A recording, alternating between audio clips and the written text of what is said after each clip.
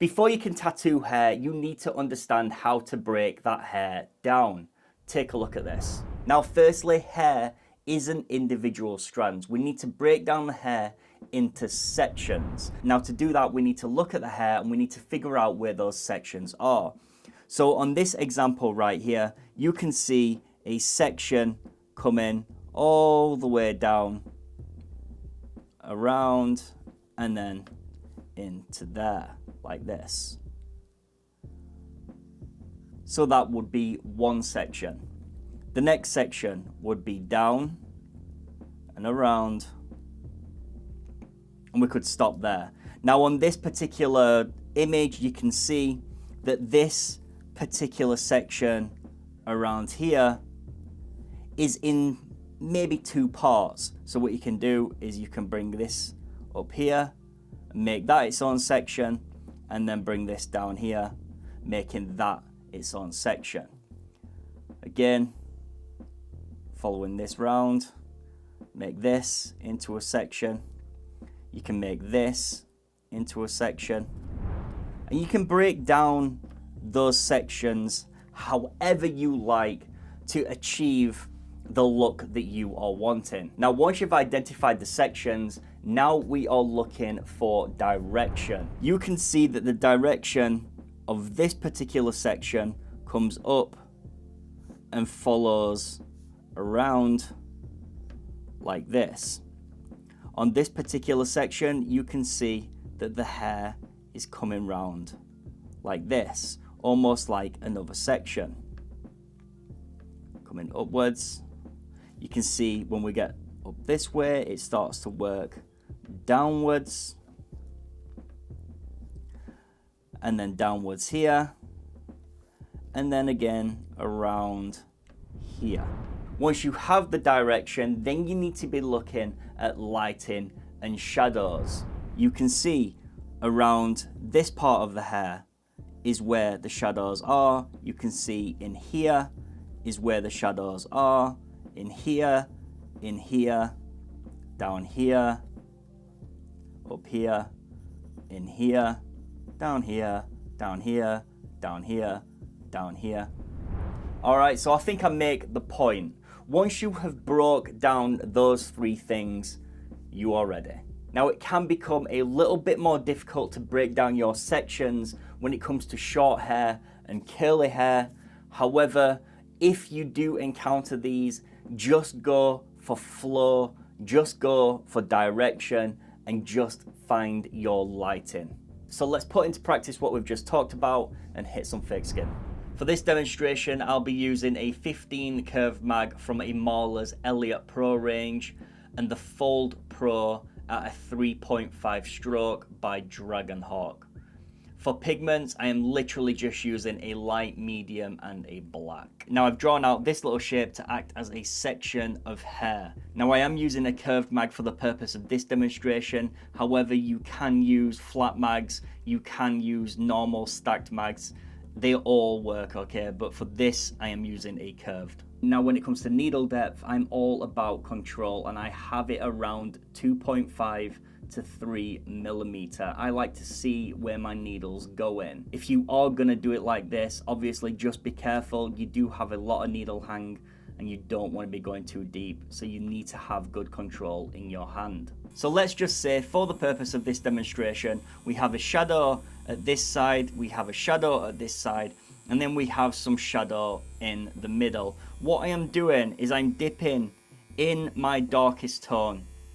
I'm turning my mag on the side, and then I'm going to start following the direction of this hair, keeping nice and loose, going backwards and forwards. What you don't want to be doing is putting in individual strands, but you need to vary up those lines and how much you come out depending on, your reference that you're looking at. But you don't need to work within just a small area. You can vary it up. And you can see that when I am going round and following that direction, I'm also manipulating my mag to follow the direction that I'm going.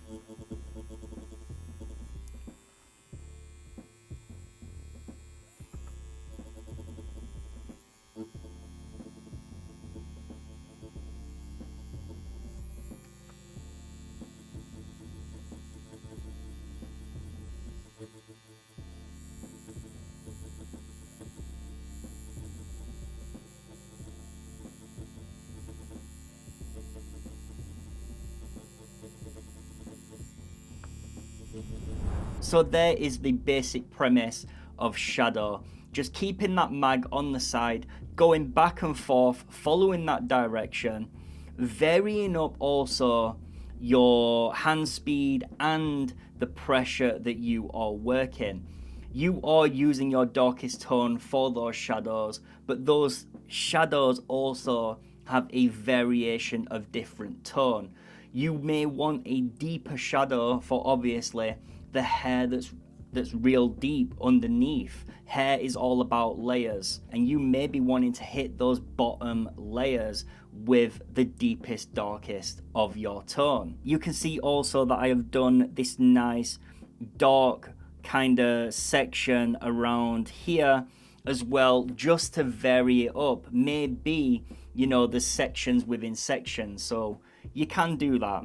But again, if you just want to go darker, say that this section isn't quite dark enough and I want it deeper, I want it to be really hitting those bottom layers, then what I'm going to do is I'm just going to go back in and I'm just going to darken it up. And you can do this wherever you want, just, you know, putting in those darker under layers of that hair. You know, it's hair, you can have fun with it, do it wherever you want. So now we've done the deepest parts of the hair and followed the direction, we need to concentrate on value and lighting. Now, instead of keeping the mag on the side like we did for the shadows, I'm going to vary it up and I'm going to turn it maybe 45 degrees just to get that value in. Starting out with the dark.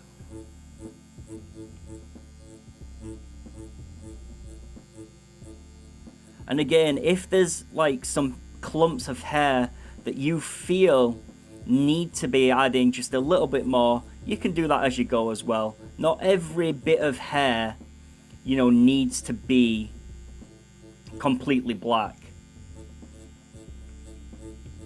You can add those strands in with value.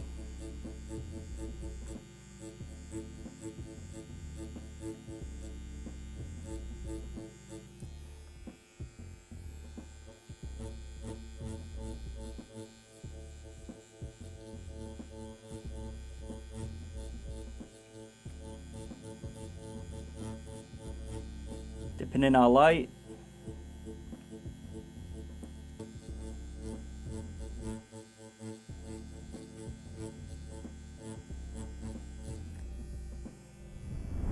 Now, the number one thing that you do not want to be doing when it comes to doing hair is doing outlines around these sections, or outlining your hair, or putting any like harsh lines in. Hair is natural and nothing natural has lines. Just remember that. You can vary up, you know, with a round shader if you wanted, keeping it nice and soft. If that helps you get the direction, that's absolutely fine, but it is easy to do with a mag. There is the hair, but it is still quite static. What I want to do is I want to add more flow and just make it a little bit more realistic and give it a little bit more pop. Now, to do that, what I'm going to do is I'm going to take a 3-liner. Ideally, I'm only using a 3-liner because it's the only needle I have on me, but ideally you want to be using a single needle for this. So what you are going to do is you are going to dip in your light tone, and then you are going to run lines off of the hair, just in the same direction that the hair is going. And you're just going to vary up these lines. You're going to run them through the hair, at the side of the hair, over the hair, and you're going to put them everywhere. As long as you are following that direction, you will be absolutely fine.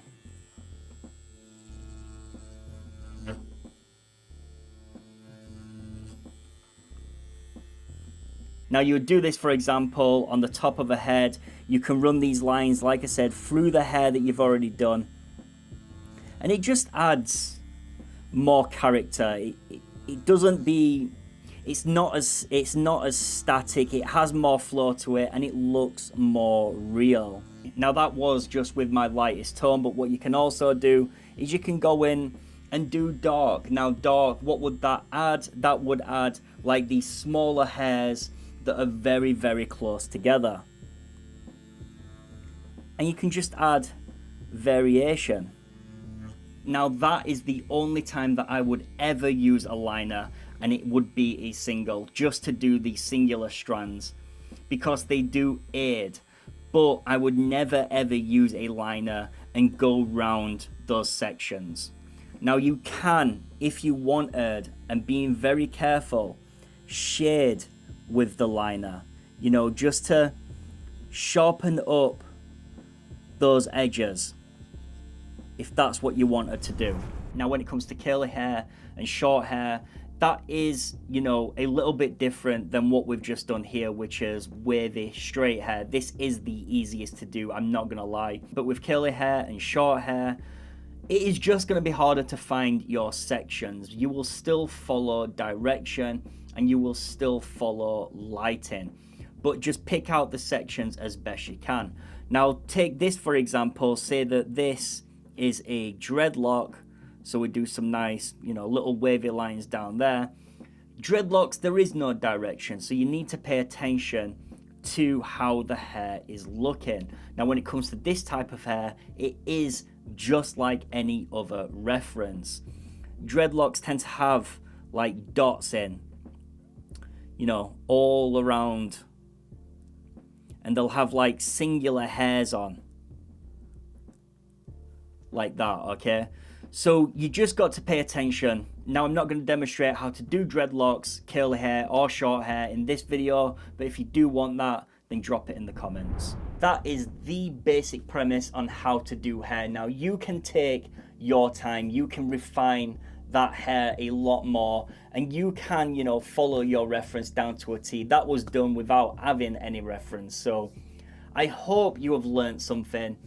If you have, or you are new around here, please consider subscribing to the channel. Do not forget to like this video, and do not forget to turn on the bell to get notified every time I upload a new video. If you want any extra benefits, access to a private Discord server, there is a Patreon. The link is in the description. But guys, it's been emotional. I will see you all in the next one. Peace out. Much love.